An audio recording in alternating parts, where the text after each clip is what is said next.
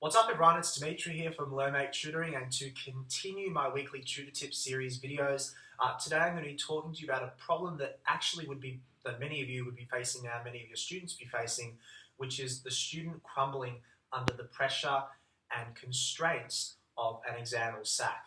Now, at this time of the year, many students have their assessments at school to complete, and often a lot of pressure. Term 3 is one of the most stressful terms of the year because there are so many assessments to complete. And many students, particularly those who are very high achieving, often give themselves unnecessary pressure on top of having to study all their work when they get into the actual assessment room.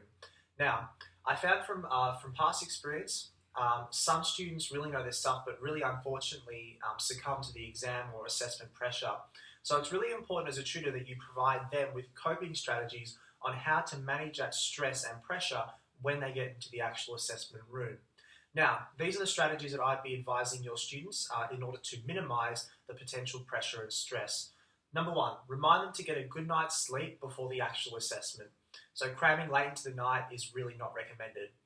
Number 2, reassure them that as long as they've done the work set by you and set by their teacher, then they basically cannot fail because they are doing what is expected of them. So this is particularly true for high achieving students who just think that they need to study every hour of the day. It doesn't work like that. You need to make sure that they're having balance and that they're also completing the work that's set by you and the teacher.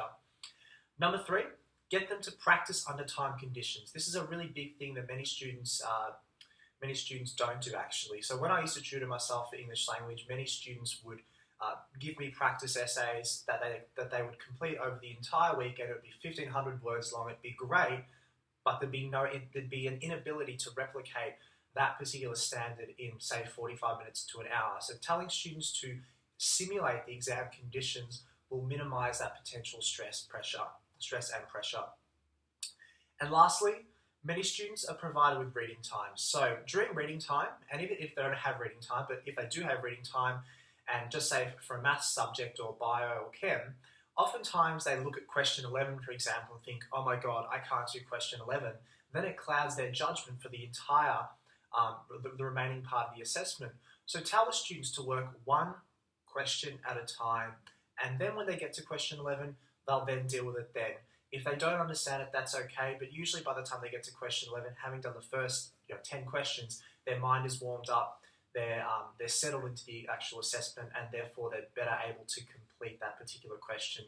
So this is the problem that many students have in reading time, is that they overwhelm themselves, stress themselves out, when they really should just be completing one question at a time in a methodical order to avoid that stress.